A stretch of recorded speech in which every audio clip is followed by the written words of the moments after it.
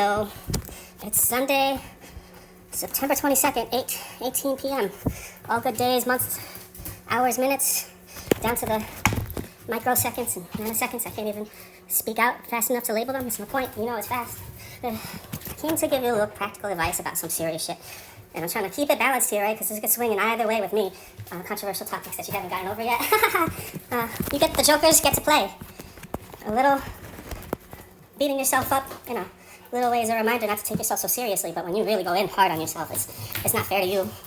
And all you can do is assess and reassess yourself and think about what I could have did back then, that if I knew then what I know now. So all of these rules apply to you and everyone else and yourself. There's an infinite amount of things you can think about and choose to get angry or swing from one side to the other about it. But you can choose to block those out the same way you choose to block out all the good possible ones, the infinite ones in that direction. So I posted that video about Diana Ross, or interviewing Diana Ross, and she already said it. And she said it a long time ago, but she's still alive, and I wasn't alive when she said it, but I'm still alive now. And I just thought, maybe 12 years ago, when I was a kid, I just had the sense that this whole system was bullshit, and that there's obviously a better way, and the people that benefit the most from this confusion said it so that they can keep it that way. There's no surprise. It didn't happen by accident. And I already said I'm not an expert, but I've studied across a lot of fields. And they all come to the same conclusion. Woo! Jack of Hearts is poking me again. He said, bring it in. But this is much, much better than the thoughts I was having just before I started recording this. And I had ended the day. I drove back home from Vermont, so close to the Canadian border. T-Mobile welcomed me to the Canadian border, and I was still in Vermont. So a realtor was very nice about it. I seen him once a few years ago with someone else I don't talk to anymore. But I had different plans back then. We were going to move somewhere together. And he put that seed in my mind because I was never going to leave Brooklyn, New York. But I liked exactly where I was. I mean, I liked the location, the convenience, and the sky, and the sunrise and sunset. But the people were god-awful. And they were the biggest hypocrites. Like, this isn't even a mega story. There's plenty of terrible old white people that are full of shit that are not going to vote the way they say to your face. So, Jack of Hearts is stabbing us again, but you get the point. We don't have to even go in. I mean, I hope not, because it seems like, I met a dog named Molly today, one of my neighbor's dogs. I remember the dog's names better than the humans, so I asked them, I say, I'm sorry, I know I met you a bunch of times, but I'm just not good with names. And they say they don't remember mine either. It doesn't matter. But we're now the same people that I started running from and crossing the street and put the headphones in and not look at anybody because you don't know who's crazy anymore. It's just easier to stay isolated, but it's not healthy for people with my kind of problems generated from childhood trauma and like anxiety. So when you have intense thoughts that you see are getting out of hand in either direction, poke fun at yourself a little bit. Don't stab. Just like a little finger in the belly button, like my brother used to do. He made fun of the Pillsbury Doughboy. And he was 10 years older than me, and he died at 46 on my mother's birthday. So that's a rough one. But that's what I like to remember about him more. He was just so silly, and we were both silly, and it was amazing we could be so silly in a house and a time and a neighborhood and a country like that. But we were told, well, we have it so good, and somebody has it worse, which is true. But it doesn't mean that everything that is happening is acceptable because of that. Like we can't continue to make improvements, even though let's say it is the most amazing system in the world. You're not going to look at it from time to time. You have new information and discoveries, and the way that might have worked at some point, even though a lot of us doubt it ever did. But let's say it did. We have numbers and statistics and stuff. You shouldn't have told us to get that education, and you're mad what we found out when we went to school and learned math and science and like basic human decency. Oh, okay. Jack of Hearts is really poking hard now. It's not like a little tummy. So, what works for me, and I don't know what works for you, but you should find out because things seem to be going real bad and you don't know what to do with yourself in these times. So you can read a book. If you like to read books, read books. Read good books though, like you don't have to read a specific set of books. Find a topic you like, and maybe there's a top 100 list on the internet or in some magazine, if they still exist. They're barely, I don't know if there's printed magazines anymore, but I like the gloss. Something about touching it and flipping through the pages and the engagement, it forces you to concentrate on a singular piece of paper in the middle of the universe.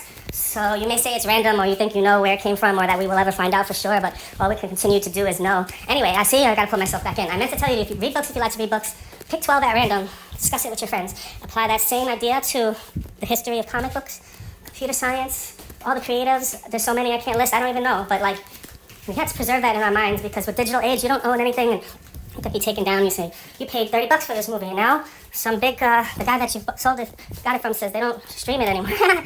So, yeah, time to start learning all across the board. Don't be an expert, don't try to pretend you know everything, but get a B, get an honest B, try your best, and that's better than any grade you could get from it. It's just trying to cross-section all points across reality. Make the connections, because if they're based on basic logic and like good faith and will towards each other, then nothing could justify keeping the system the way it is. And I think this might be one of the few, if not last, shots to really wake up. Because I've been saying the same crap a whole long time. Way before Diana Ross, for sure. I read the Odyssey and all the greats. There were some good books on that required reading list, but they left out the ones that I was curious about, so I had to take electives and to get them. And because I didn't have, like, if I went to school in high school, it was so competitive. If I had to take a whole course of an elective, I was pretty sure I would not do well in. I avoided it because it would hurt my GPA and I had to get into a good college. So there are good reasons to teach people how to read and why, and it's important and that they can enjoy it. But that's not the reasons that are in place. So narrow it down, sure, but don't ban. Give it the full context. You know, if we want to talk about a book in particular being inappropriate for children, there's plenty of them. All right, the Jack of Hearts is poking us again, but I think that even though my brother was demonized from before I was even born and became conscious of it, I didn't have any context for our existence 10 years apart and while I was developing, and he was already almost in his 20s, you know? So now that I have that context twice over in my life, I wonder what what kind of relationship we would have had. And I think it would have been a good one. I think out of all the terrible people in my family, he wasn't that bad. He did some bad things, but like the other ones like were spiteful and malicious on purpose, like with intent.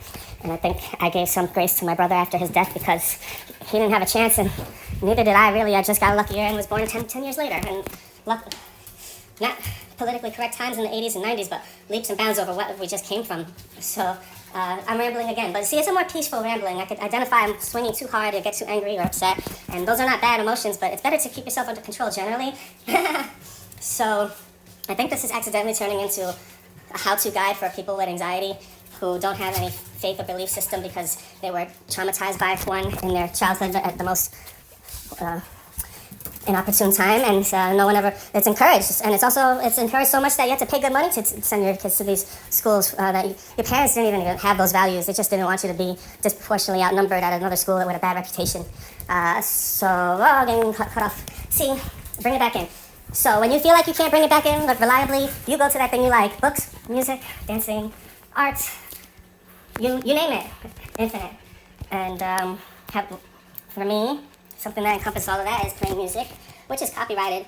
This is going to be bleeped out or just left out wholly, but I'll ramble into the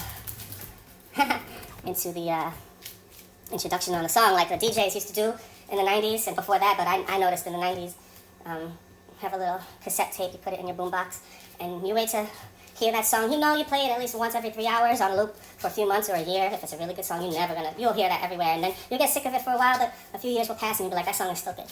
All right. And this is a very simple way for me to escape all those thoughts that we don't have individual control of. It's out, in our hands and out of our hands. And I'll do the instrumental. Do I have it? All right.